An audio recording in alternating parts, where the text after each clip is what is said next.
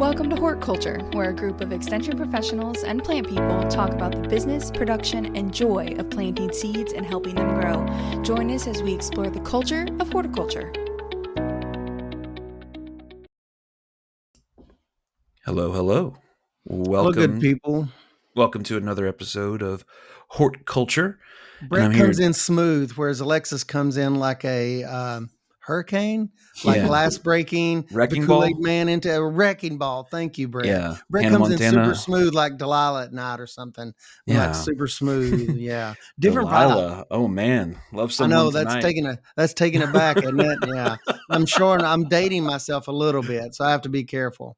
Delilah was one of those like classic, for me at least, classic examples of you hear the voice and you just create a persona in your head, and then you see the person there. For me at least, it was nothing like what I was expecting. I'm afraid I never want to see a picture because that personality is locked in my head. Well, When I was driving back and way. forth getting my master's degree, I listened to a lot of that. Mm-hmm. You know, if I was wide awake and well caffeinated, I would listen to that program. But if I was sleepy, I could not, because her voice was kind of soothing and kind of smooth, and I couldn't do it. But if I was awake, I would. So yeah. Jason, do you remember Delilah? Did you ever? I'm going to date myself as well, and I was just thinking, your co-host Jessica. What are the chances they have no idea who Delilah is? They never listened to. I think they might know because my brother is a couple years younger than Alexis and Jessica, and I think he would know. Okay, but I think it's the tail end. Yeah, I mean, there's some stuff I talk about these days that some of the younger folks I work with are just like, I have no idea what that even is. There is no worse feeling than like making a reference that you're sure that it's going to get the whole room going, and then just crickets. They have no idea what you're talking about, and you're like, oh my gosh, yeah. No worse feeling. It's not good. It's not. Well, we broke the ice a little bit with Delilah, but I'll also break the ice further. Just shatter right through the rest of the ice with a little question for you all, and it is, this time of year, it's steamy, can be kind of unpleasant, and some people really like it, but a lot of people don't. But this time of year, what are your favorite and least favorite gardening tasks, specifically this time of year? Oh man, gosh. Well, picking off tomatoes, my very first, tomatoes seem like they're delayed ripening this year. One of my least favorite gardening tasks is picking off tomatoes, picking that beautiful tomato, turning it over and seeing blossom end rot. Oh man, that gets me. I mean, I'm so excited. I've been saving this tomato, and my first ones are starting to get ripe this year. Like I said, I'm way behind this year. And the first ones, I'm turning them over. Lots of blossom end rot. We've had all this rain, and then kind of dries up a little bit, and then it comes back on. But that's my least favorite thing, is probably blossom end rot on tomatoes. Well, that's not really a chore. I mean, that's like a disappointment. Yeah, that's a general garden complaint, maybe. But maybe the chore part of that is picking them off and throwing them in the compost bin. Yeah, I see. But yeah, I don't like that. But yes, Brett, it's a complaint that I'm wrapping up in a chore bow. Look, so. you need to express yourself however you need to. I just had that on my heart, and I had to fit it in there somehow. I'm pounding that circle into that square hole. Mine is very easy. I have had a busy past month. We were at our state conference, and then we were at our national conference for ag agents, and then we went on vacation for a week. So I finally got back yesterday and was pulling weeds all day long. And I was talking to Ray a little bit as well.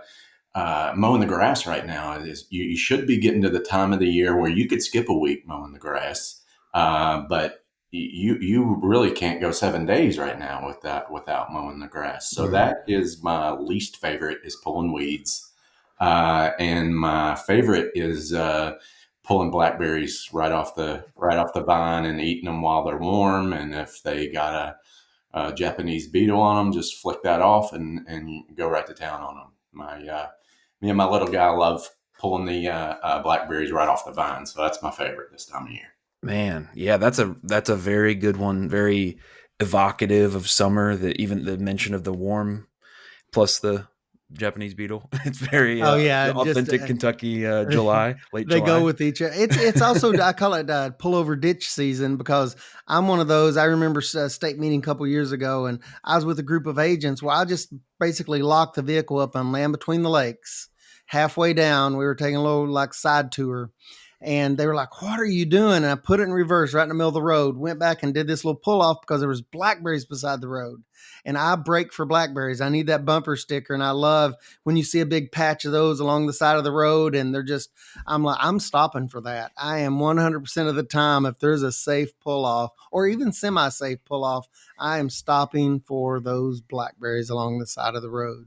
But the people learned a lesson that day were with me. I do break for blackberries, and I absolutely will every single time. And they were a Yeah, little I'm freaked imagining out. you like lock up the brakes, swerved at like, kind of a. It was almost that dramatic. I mean, they may have screamed a little and they were like, "Oh my gosh, what? What do we hit?" I'm like, "We didn't hit anything besides the brakes. We're Yeah. backing this thing up." It was some big SUV type thing that was a rental, and I Mhm. just backed it up and went a little bit off-roading up this little log thing in the Land Between the Lakes area because that's where the blackberries were. And they complained at first, but then they got out, they saw the blackberries, and all was right with the world. No complaints after that. So I'm right there with you, Jason. It's a good time I of had year. a couple of folks up here in Powell County tell me that are very not interested in your varieties of blackberries at all. Only wild blackberries. They're not Yes. planting any. Yes.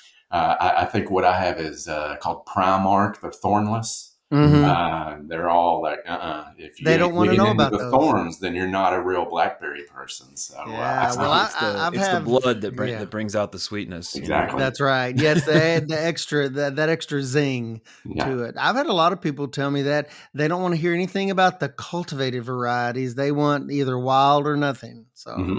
Yeah, That's yep. that's giving interesting. Maine blueberry kind of energy too. Yes. Little Well, I teeny agree on the tiny. blueberries as well, Brett. Absolutely. There's certain types of blueberries I find tasteless, and there's other types that I'm like, that's my blueberry.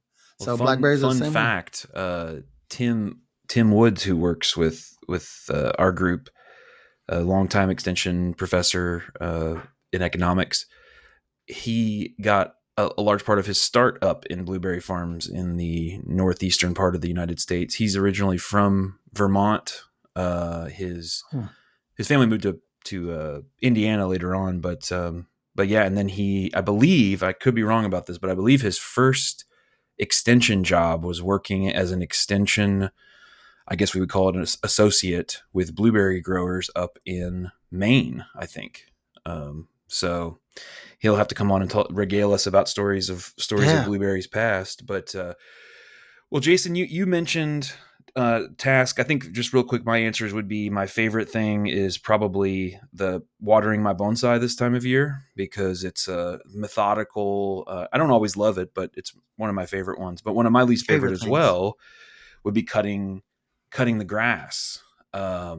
And I think that's part of the reason why we have moved away from having very much grass left at all in our yard is because, well, multiple reasons that we'll talk about later here in this episode. But one of them was I just don't like cutting it. So Ray, what did you have in mind for us to kind of talk about today? Do you have any kicking off questions for us to get us started? But Well, first of all, I but guess, yeah, yeah, Jason Vaughn's with us today. He's a County Extension Agent for Agriculture and Natural Resources there in Powell County. I need to say it correctly. Is that correct, Jason? That's where you're at. That But is correct. I'm in and Powell I County. and I know that you have a very strong background in both commercial and home turf. So we figured that would be a good point of topic today, especially this year being what it is. This year being a little unusual. Brett just mentioned that he doesn't like to mow grass. And anyone that doesn't like to mow grass, and Jason alluded to it earlier, this is not the year for you. This is the time of year I'd get excited where I only have to mow every 14 days. I look forward to that. I have a south facing back lawn. I can get by with 2, sometimes maybe 3 weeks until the weeds start. I don't want the weeds to head out. But this year, Jason, I'm mowing every dang week. it's amazing what a different season we have. But yeah, I thought we would talk about some of the topics kind of related, to lawns and the ins and outs and a little bit of schedule stuff, but also the why behind lawns. Yeah. Well, before we jump into that, would you mind, Jason, to just give us the thumbnail of your career in plants and in horticulture? I know you and Ray know each other well. Know each other well. We've known each other for a bit, but in case our audience is curious, where's this guy coming from in all of this? That'd be great. Yeah, well, I grew up in Clark County, and I guess I was unlike Brett. At a really young age, I remember liking mowing the lawn. It was just, there was something that's kind of zen about it. You can kind of zone out and just back and forth, and I always liked that. I was a big sports guy, played basketball, baseball, football, loved all the sports growing up. And then the plant end of it, my grandfather ran the Winchester Florist and Greenhouse in Winchester for, I don't know, 70 years or something. So was always in the greenhouse. He grew mums, ferns, kind of the classic stuff growing up, helping out with that. And then my other grandfather was grew tobacco, had a big garden, had thorned blackberries in his backyard. So kind of the plant stuff kind of came from there. Went to UK, had no idea what I wanted to do with to study. And I remember Dr. Williams. There was like the first day of even before school started, there was like some kind of career thing. So Dr. David Williams, who used to be the turf guy at UK, had a little booth set up and was kind of showing pictures of baseball fields, golf courses, that kind of thing. And I thought, wow, that's interesting. To combine my love of sports and it's plants as well, and it's lawnmowers and all that kind of thing. And it's funny how just that one day, that one thing where Dr. Williams was there was like it kind of set my path a little bit. So went to UK, majored in plant science. Back then, you could get you could do a plant science major with an emphasis, and so I did an emphasis on turf management. I got an internship on a horse farm there in Lexington, Ball Homes. It's called Donnemeyer Horse Farm. So worked there for 3, 4, 5 years, mowing. We had a bunch of roses. We had grapes. We had a greenhouse. It was really it introduced me to a whole lot of different things, horticulture wise, not just turf grass. And then somewhere along that line, somebody put a club in my hand, and it was kind of over from there. Started playing golf that summer, and then I wanted to be on a golf course, so I got an internship at a really was blessed to get an internship at a really famous historical golf club in Philadelphia called Marion Country Club, and then spent about 11, 12, a long time, 12 years, 13 years, kind of bounced around the country, lived in Oklahoma for a little while, working at Southern Hills Country Club, lived in the Keys for a little while, working on a golf course. And so, yeah, it was kind of my life. That profession tends to be kind of consuming. It's all day, every day. What is going on that golf course?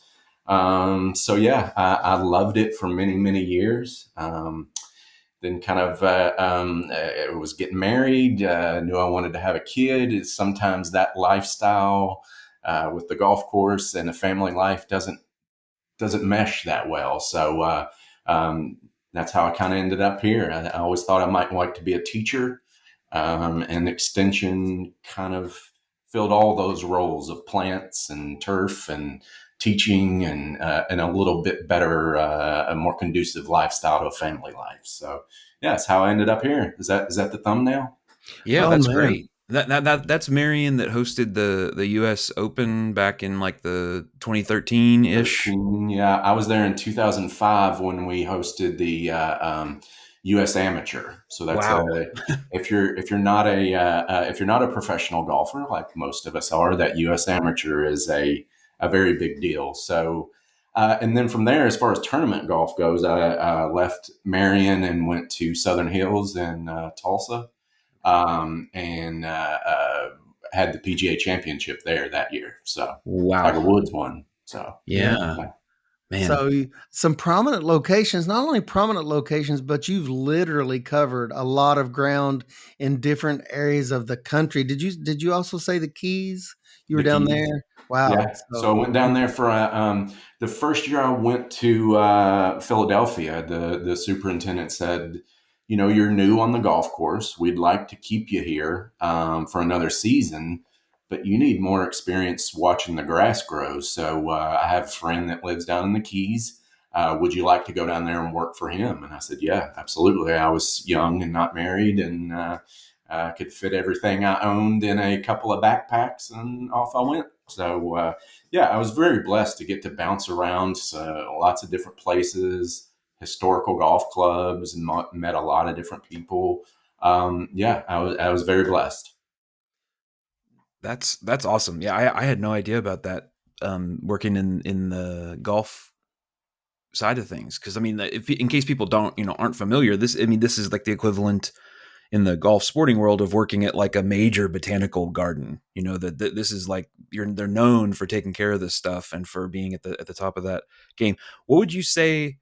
What would you say are things that maybe people don't understand about like the role of groundskeeping or taking care of a golf course that you either learned through that or that you kind of even still see? I'm curious about that because I don't even know if I understand what all goes into that. So, I mean, one of the major ones that maybe folks don't understand is that 6 a.m. It's a very early start time. If you're somebody that's interested in that profession, if you're not good at waking up early, you might want to think about a different job. You've got to get out there. You got to get out in front of the golfers, and the golfers are usually ready to go at 7:30, 8 o'clock. They're ready to tee off. So it's a very early in the morning. And then Saturdays and Sundays are your big days on the golf course, that you need to that you're going to have to be out there. So it's kind of a 7 day a week job. One of the big things from a plant growing perspective that maybe I didn't understand when I got into it, is that it is very important that you are very good at getting water onto the golf course, whether that be through rain. That irrigation is a huge deal, but way more important than that is getting water off of the golf course. So drainage, Yeah. it's easy to, and that drainage thing is a little bit more, you're kind of constricted with the piece of land you got. But anything that you can do on that golf course to get better at getting the water off of it, is very, very important to having a good golf course. I guess people just come out there and expect the course to be in great shape after a torrential downpour, don't they? Yeah, I mean, in yeah. some Why can't I cases, take my golf cart out today? yeah, So Mm-hmm. yeah. yeah, that is and I'm sure there is a lot of superintendents, course managers that right now they've had some tough years. I mean, where we have been getting so much rain this year. A public golf course relies on day in and day out getting golfers out there. And those days that you can't get golfers out there, that's money that you're not making. So, yeah, that's probably the big challenge that those guys are facing right now. I worked for a farmer a while back, and he told me one time, and it probably applies to all plants that you're growing, that too dry will worry you to death, but too wet will starve you to death. So when I have the water hose wherever I'm at, I try to keep that in mind, that like it's all right to bump up against too dry now and then, but you keep something wet enough, long enough, disease, rot, all those things are gonna play a part. And on the golf course, it absolutely does. Wow. That's so. Would you say that that's one example? You kind of almost preempted what my next question was going to be, but would you say that there are other lessons from either that time or your time, maybe on kind of in the general horticultural? You mentioned the farm, the ball homes on farm, um, that you kind of have carried forward, like key lessons or major things that you learned. I mean, I'm sure there's a lot of things, but any things that come to mind besides if you're too dry will worry you, or then too wet will starve you. Is that what you said? Too dry will worry you to death. You Oh, know, that's you're right. looking out there, That's oh my right. gosh, we need rain, we need rain, we need rain. Too wet will starve you to death, meaning Mm-hmm. like you get too wet, you're not going to have any tomatoes, you're not going to have any cucumbers, you're not going to have any Mm-hmm. corn. So yeah, no, that's a big one. Um, a big one that I can't really remember this specific lesson. Um, that I take with me to this day is I don't know if it's like not everything is black and white. I guess everything doesn't have to be the same. And so what I mean by that, I'm just thinking of my lawn right now. My front lawn, I try to keep the nice American lawn. I spray some weeds once a year. I might put some fertilizer down every 2 or 3 years. But that back lawn, I want to kind of be a little bit more responsible, ecologically friendly, maybe the word would be. So I've got some clover back there. There's some creeping Charlie. There's some wild violets. I think those are good for pollinators. They're good for different kinds of butterflies. Use them as host plants. And so I guess that's one big lesson for me is not, just because, I want the nice lawn. I can have both. I can have my cake and eat it too. I can keep that nice lawn up front that, probably raises my property value a little bit, makes the neighbors in the neighborhood happy.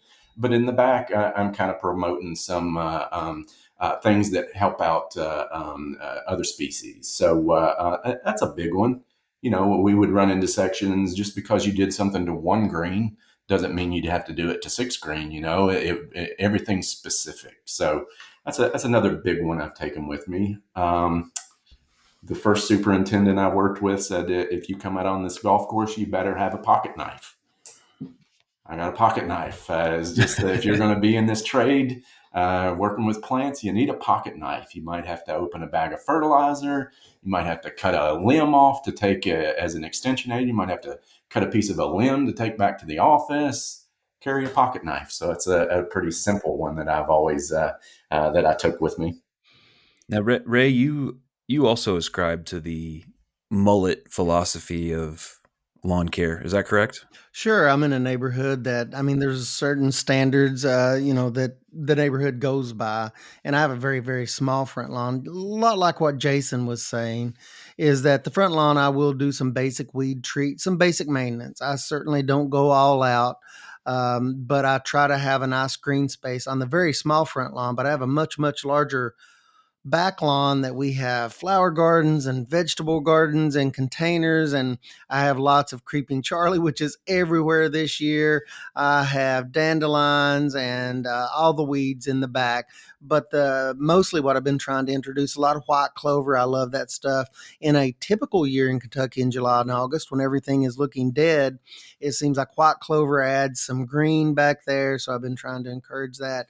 The back is just kind of free for all. That I want it to be kind of a diverse green space, but in the front, I try to maintain a typical, somewhat weed free lawn. But you were talking about all of these premier golf courses you've worked on, Jason. The standards and the functions of those things could not be farther apart from like the some of the standards for home lawn. So it sounds like it's two radically different situations. I mean, has anybody ever approached you and said, Jason, I bet your lawn at home, I mean, you take care of these amazing golf courses. I bet your home lawn at home is just beautiful and uniform. You ever get that some? Oh, absolutely. Yeah. Absolutely. In fact, I think my wife may even be a little disappointed. I think when Oh, she married me, oh probably thought no. like Oh no. she's going to have Augusta National in the front yard, and Yeah. it just hasn't worked out that way. So, yeah, absolutely. I mean, everybody in the family seems to want to call me with, some what do I do about this or what do I do about that? I actually got a very funny story about that. My papa was, like I said, he was grew tobacco and various other farming growing up, and he knew I was going to the University of Kentucky. He knew I was in college ag. Very proud of me, I know. So called me one day and said his lawn's looking terrible. Like, and you're going to turf school. Come over here and take a look at it and see what I could, tell me what I need to do. Okay, drove over there. And he said, he grew up at that time. His lawn was maybe an inch tall, maybe more like about 3/4 of an inch. And I said, Papa, it's very simple. I mean, just raise that mowing height up a little bit, and your grass is going to do better. And he just looked at me and said, No, no, we're not going to raise the mowing height. Any, he thought like he came from that generation where like if it wasn't scalped down, you're You not have to taking mow care of more your often. grass. If it's Yeah, healthy, you've got exactly. to mow more often. Yeah, If you yeah. traumatize the grass, if you traumatize it, it takes longer to recover. So yeah, It's catch tougher, 22. tougher grass. Yeah. I Yeah, also yeah. just love the family like you know about this thing, and then you tell them what you've learned in your schooling, and they're just like, no, No, I'm not gonna no, we're do good. that. No, I can relate to that.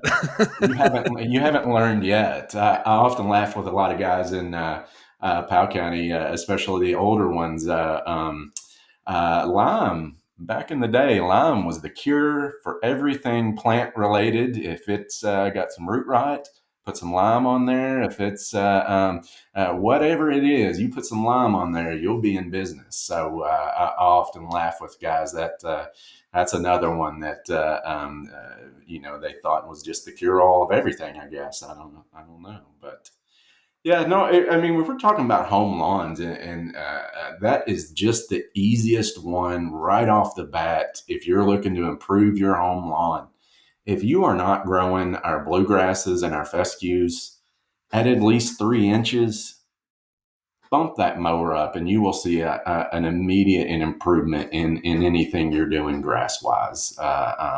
Can you explain to me why that is? As someone, if I just sort of set. Well, some people don't may not even realize that they can adjust their mower height. It could be that they got it at whatever height it was at, and it turns out yes, there are ways to adjust that. But what's the reasoning there for Grandpa's 3/4 inch lawn being a problem versus a higher mowing height? So it's a couple fold.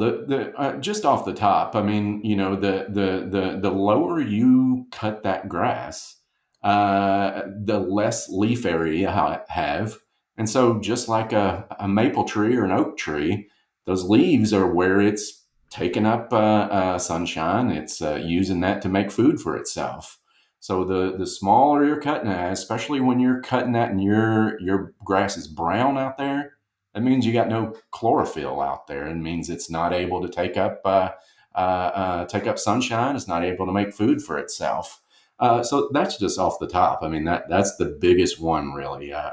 Most of our grasses that we grow are not really adapted too well to be cut that low. Now, if you want it that low, there's Bermuda grass, there's bent grass. I mean, there's grasses that'll handle that low, but for 99.9% of home lawns, cutting that up at 3 inches or more. I cut mine up as high as my mower will go. Yeah. And then the second big one is as you raise that mower height, your grass gets thicker, and then so sunshine is not able to get down to that soil, and so you're holding moisture into the ground a whole lot better. You're keeping weed seeds from germinating, and so it's kind of threefold. I mean, just so yeah, like I said, I mean, one of the easiest things off the top to improve your lawn is just to raise that mowing height up. Is a very simple one.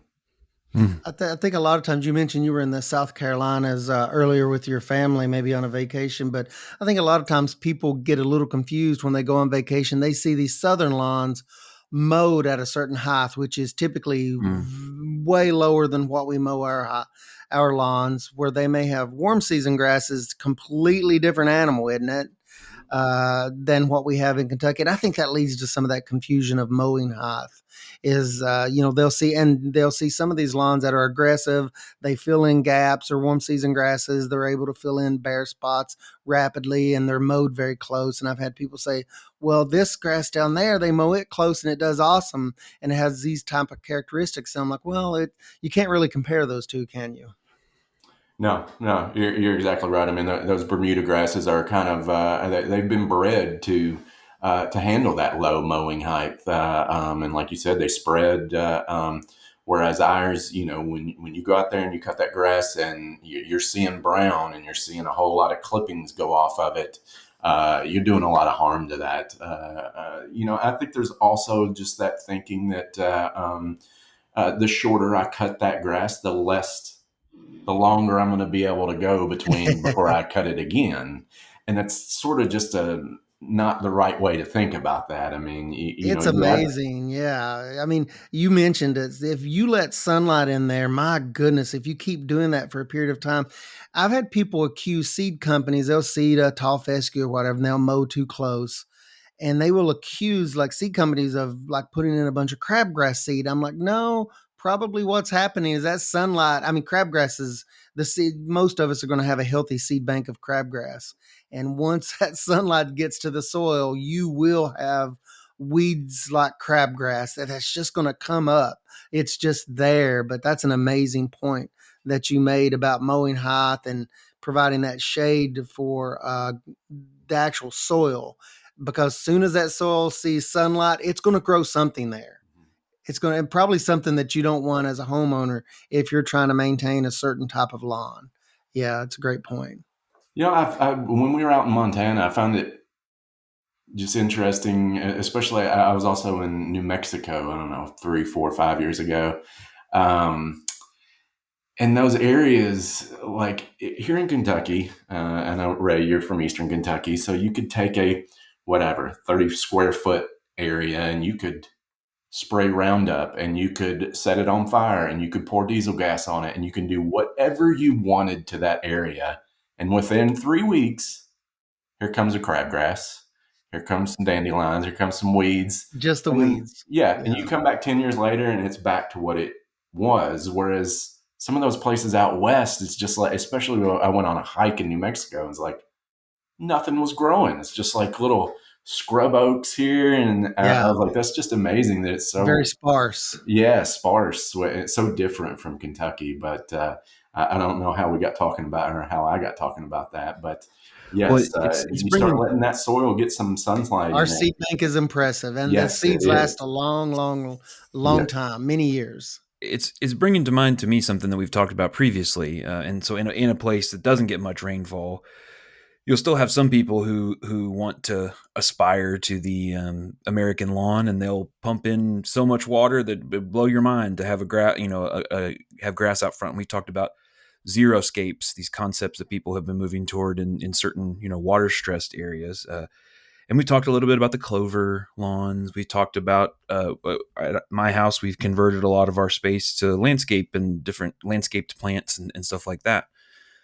But this is I want to give you all a chance here to speak in, if not in defense of lawns, perhaps in defense of a more nuanced view of lawns, because the reality is among the local food horticultural people there, I think there's sometimes a bias against the lawn, the American lawn. And I think that there are valid critiques there. I think there's other ones that come from maybe a place of just different values or different priorities. So for you all, and earlier, by the way, I mentioned the mullet philosophy. That was business in the front, party in the back approach to lawn care. Yeah.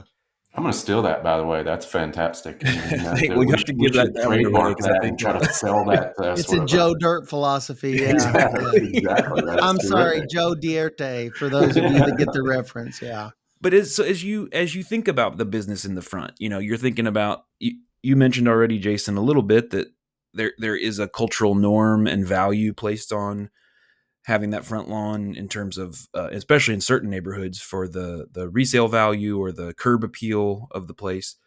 What are the other reasons? And I mean, these can be from personal to more pragmatic to economic, whatever. I mean, I'm curious, what's the reason for the business in the front, more manicured and tended lawn for you all? For me, a couple of those reasons that you just said. I am somebody that I think about my home value, and I also want to be.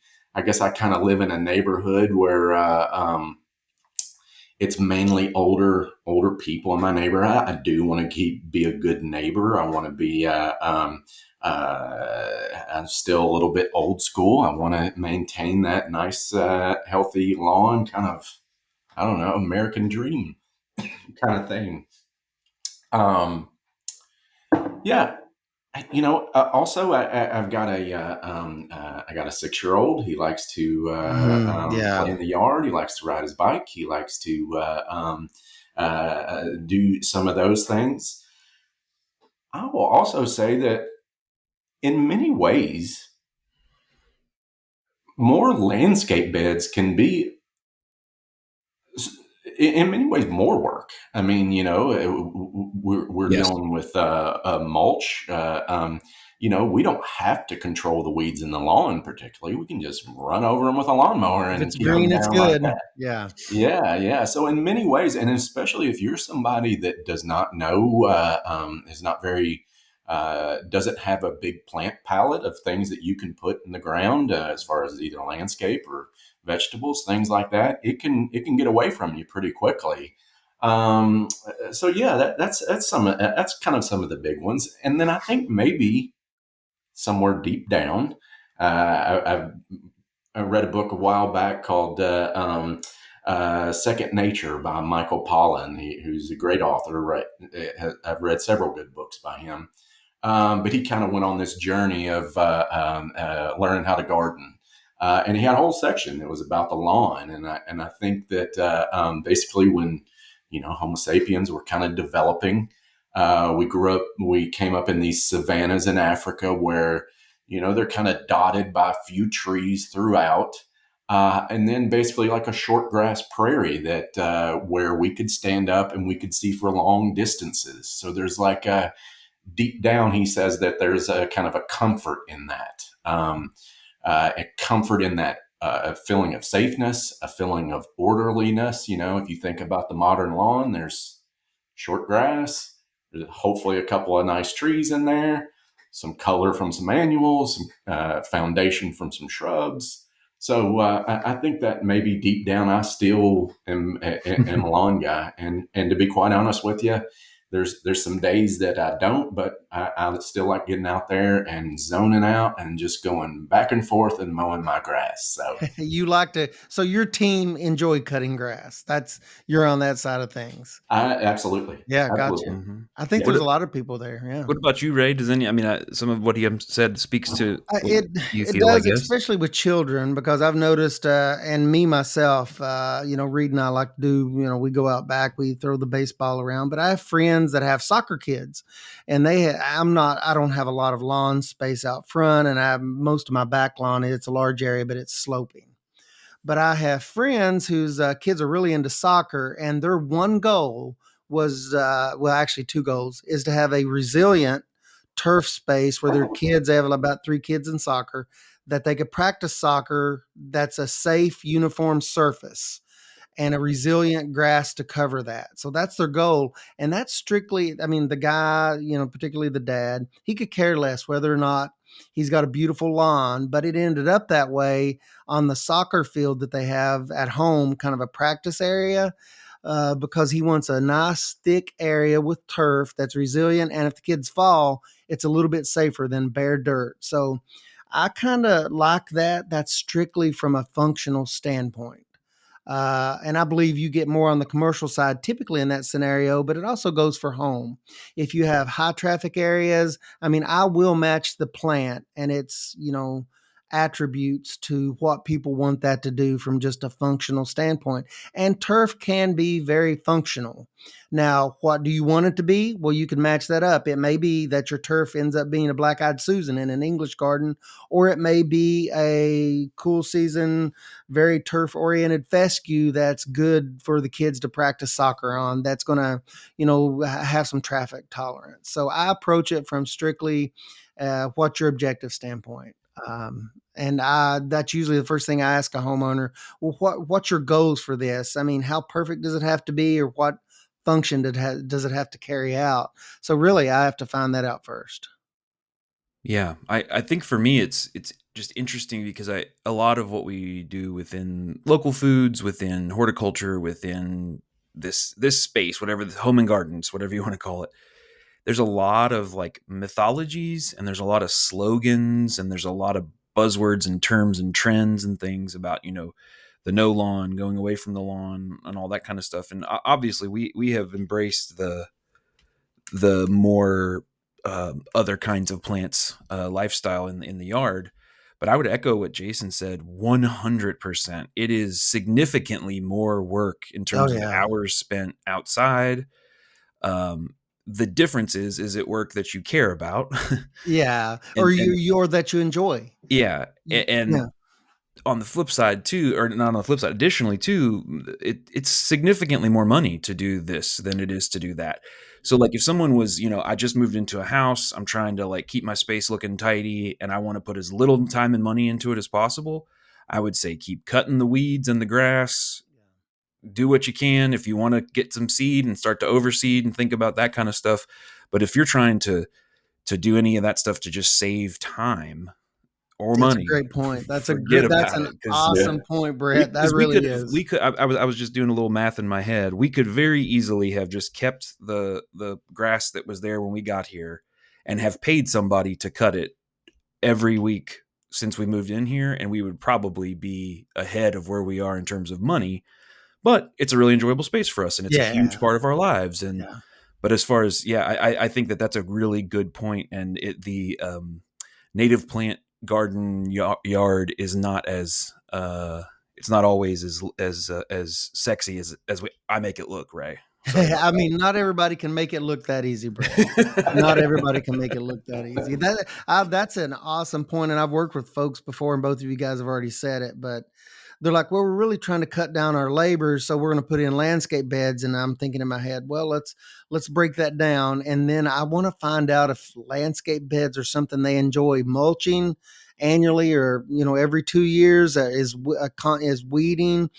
If they don't enjoy those activities, I'm like, well, let's consider, maybe not expanding the landscape beds a crazy amount, because that also entails its own labor, a lot of times more labor. So if it's a labor of love, that is way different. The metrics behind that are different than if it's something you're also not going to enjoy. So yeah, that you guys just made like a really, really great Yeah. point with you I don't guys. want to make any of your listeners upset, but one of my least favorite of all the sort of new, I don't even know if it's new anymore, trends. I mean, I can go by the guy that has the chaos garden out front where it is. We don't know what he's doing. There's annuals, there's natives, there's boxwoods, it's all out there. There's vegetables. And then, I can go by the guy who's, you can tell that is stressed about his lawn, that is fertilizing and spraying. The one that I hate is just the huge bed of mulch these days. That's like, it's got one little sickly Japanese maple, and it's got one, it's 300 square foot of mulch, and it's got one little hosta right in the middle. I guess that's my least favorite of horticulture these days. I'm trying to cut my lawn back. But just because I also like, I'm blessed. I got, almost a half acre.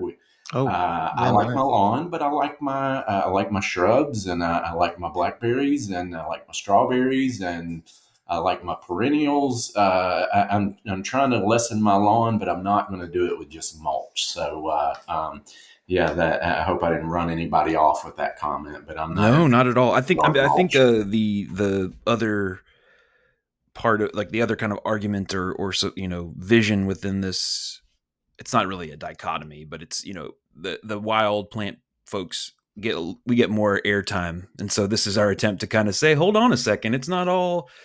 I mean, because one of the things that's crazy about to me about the what we have done with the wild, a little bit wilder look and native species and all that kind of stuff is, you have to remember that everything only has a peak for a little while, and then it's also still there for the rest of the year.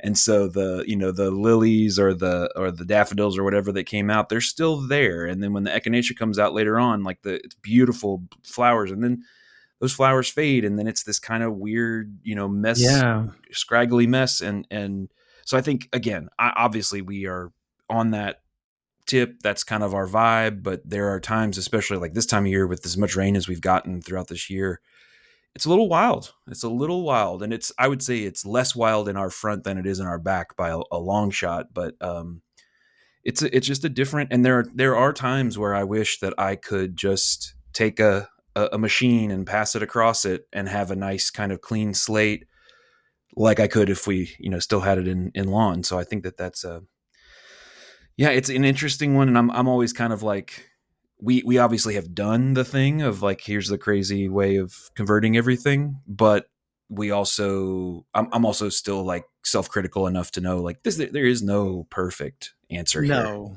Everybody's got a different I objective. was gonna mention, I've heard Brett mention a couple of times now, wild and sort of that kind of thing. And a lot of us, when I know a lot of more horticulture folks, or really just anybody, if they're not a golfer and you say golf course, you most people picture Augusta National, which is just pristine and Perfect. perfect Yeah. and vibrant green and white sand. And in their head, they just think like how much fertilizer, how much chemicals, how much extra water, all those things. But interestingly enough, there's a very big trend these days. I mean, with any new golf courses that are being built, there's big name architects, just like any building, there's big name architects that come in and design these new golf courses.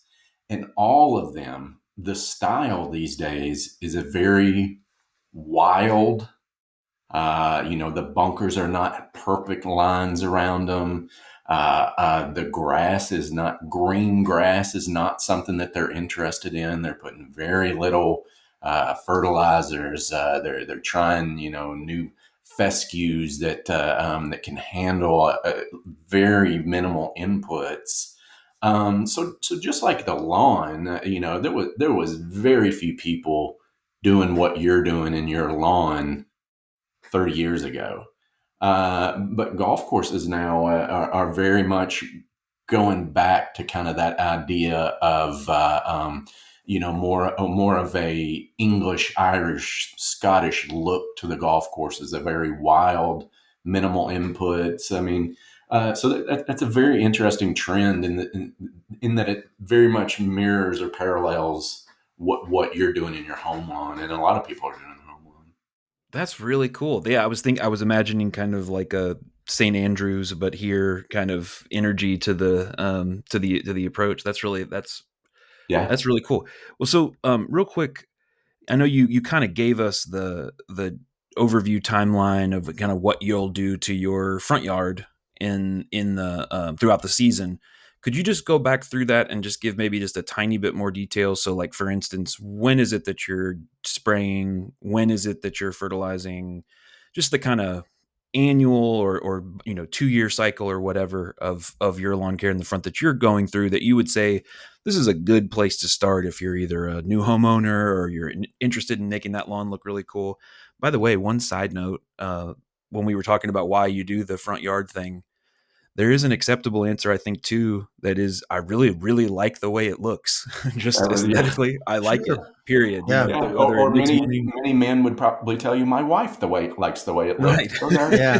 That's a valid, I try to make my that wife is a happy, valid. and so, We We make all um, kinds of aesthetic decisions yeah, it's just because I kind of beauty. prefer the way that looks. Yeah. yeah. So yeah, two things, or three things that I would very much focus on if I was wanted to make my lawn look presentable, and be very minimal in my inputs. And so the first one is I raised that mower height up. We talked about that earlier. That's just an easy one I can go do in the garage in 2 seconds this afternoon. So raising that mower height up. As far as applying chemicals, I do it once every couple of years, and I do it in the fall. There's a saying that says spring is better than summer, but fall is best of all. So what we're doing in the fall is those, especially we're going to get any annual weeds that germinated earlier in the year. We're going to get any winter annual weeds that have germinated in that August, September. So, around the end of September is when I'm going to think about applying a chemical. And really what you're doing is, as we're going into winter, those perennial plants are taking up resources and putting it down in those roots, and they're going to hold it. And the next spring, they got resources. Boom, they're taking off. We're really getting rid of those resources when we spray it in the fall. I love a hose end sprayer. It basically is a little gun. I'm sure y'all could put a link to one in the show notes. $15. It's got a little trigger on it. It's got a little container, a little basin at the bottom. You pour straight herbicide in there. Walk across with your water hose and cover the lawn completely. It's a very easy way to do it. Like I said, I usually do that in around September. I might do it every couple of years. If you've got a lot of weeds out there, it might be something you need to do every year for a couple of years till that high mowing height starts growing in, filling in, covering up that soil like we talked about. And then uh, as far as fertility goes, I'm always going to suggest that you go to take a soil sample to your local extension office, get a soil sample. I've been in many arguments here, not arguments, discussions in Powell County. Yeah. Passionate Folks, discussion. yeah, the 10-10-10, I just put it in the spreader and off we go. And, that's causing a lot of issues. I mean, Yeah. so, and as importantly, you're probably spending money you do not need to spend. I mean, most of our lawns in Kentucky are going to be plenty high in phosphorus and more than likely plenty high in potassium. So I've checked my soil several times, and so I am just adding nitrogen. A simple high first number, 0, 0 in that fertilizer analysis. And I'm usually doing that. I usually do that when I see the trees starting to change. I mean, could it be earlier? Yes. Could it be a little later? Yes.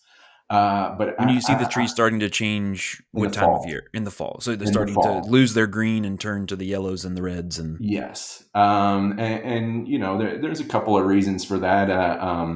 Dr. Williams did a lot of research on that, and so that's the way I do it. I think that when you go out, you start putting fertilizer down in May.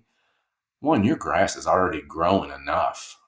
You're forcing more top growth into that grass at the expense of roots going down.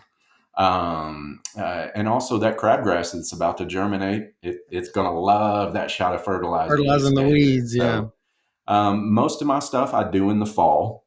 Now, another thing I will say is I'm a grower, and I try to really keep an eye on what my plants are doing. And so that's not only my blackberries or my hydrangeas, but that's also my grass. And so this year, I have had enough lawn mowing. I've had enough grass growth this year. I will not be putting a drop of fertilizer down. I've had enough of it. My canopy is thick enough for me, so I'm not. I'm not going to do anything this year. I'll probably spray some weeds, towards that fall time. But other than that, that's about it. Yeah, I think that's one of the things that sometimes people lose sight of, and we do the marketing people. Technically, I work in the world of marketing, and unfortunately, sometimes those people they do us a disservice by calling fertilizer plant food, and in reality, it's supplemental nutrition that allows it to do its thing in making its own food. And so you're saying, they've been lush, lots of foliage, lots of photosynthesis happening, lots of storage in the roots. I'm not trying to give it a leg up. It's going to have a great year next year, whether I do this or not. I think Yeah. that's really just a smart way of thinking about it, and a good example of like how do you even make this decision? Because I do think one of the other pieces, besides some sort of like a biodiversity or just a personal cultural aesthetic, that I plant native plants and I'm better than you or something. I think another reason why sometimes lawns catch a bad rap is because there's this association with, and same way with the golf courses, there's this association with just so many, the world according to chemistry. And what I've heard from you is pretty minimal. I mean, it's a pretty minimal amount of inputs, and in most cases, it's based on data about like what do you need in your soil tests. It's so I think that I think is really interesting, and the image of the lawn care company rolling up and spraying every 48 hours or something that maybe some people have in their minds, that doesn't have to, that's not even necessarily smart. In most cases, it's going to be too expensive. It's going to Yeah. be maybe even wasted energy or effort. We have a great publication, Brett, that I'll kind of plug or here, and we'll add that to the show notes. But it's Low Input Lawn Care for Kentucky, and it really stresses the whole publication is about growing a healthy uh, grass, lawn grass, and the rest will take care of itself. Kind of like Jason was saying, if you approach it from selecting good practices for the grass, that'll select against things that you may consider weeds. But I'll link that in the show notes, and it kind of summarizes this a lot of the conversation we've had today. In that, one of my end goals is to have very low input and still a decent turf cover out front. I want minimal inputs, both in time and monetary resources. So, It's always a balancing act. So the resources, and then issues. The more fertilizer I start putting down, the lusher that plant is, the more diseases like lush green things, the more yeah, insects like that. Okay, well now I had to apply I had to apply a fungicide.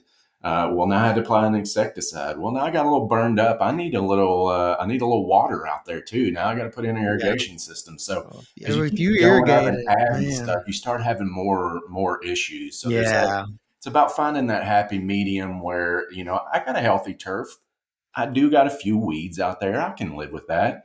If we get real hot and dry, I might turn a little brown in a few areas. I can live with that. So managing, balance, finding a balance with it all is kind of that sweet spot. yeah, And that's yeah. where I've found in my lawn is a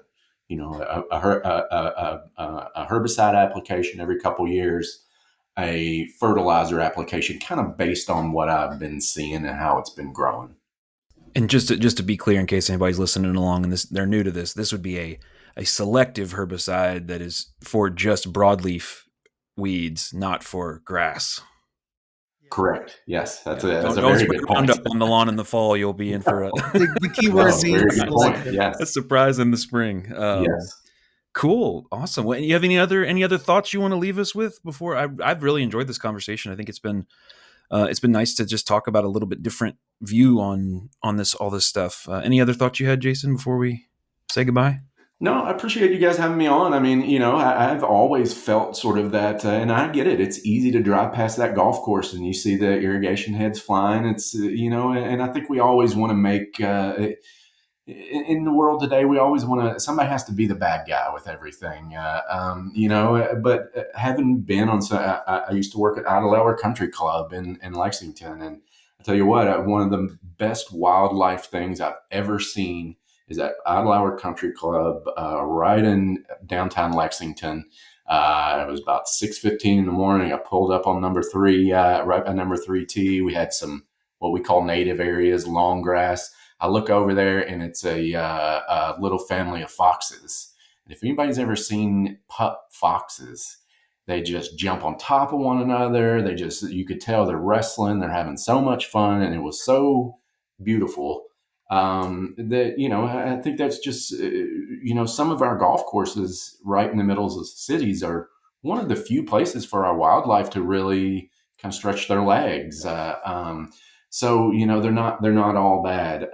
Every superintendent out there that I know is very conscious of the environment. They're very much trying to be as safe as they are, get better with the products they're using, use less of everything.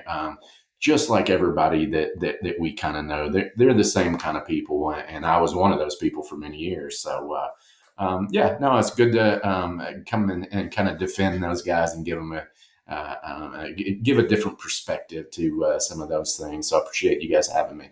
Yeah, and then the reality is just as you did, there is a whole world of employment out there for folks who come up through the training programs that we have gone through, and the college programs, and strong relationships, and lots of other areas too. So I think it's important as we think about the broader horticultural and plant world. That's a huge part of it, both culturally and economically and otherwise. So cool. Well, I'll just say thanks to everybody for listening in to this podcast. Thank you again to Jason. If you'd like to get a hold of us, follow us on Instagram at Hort Culture Podcast. You can also email us if you have questions or you want to have another episode with Jason.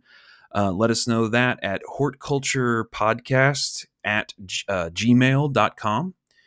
And with that, I'll say goodbye for now, and we appreciate you listening, and we'll see you or hear you or speak to you next time.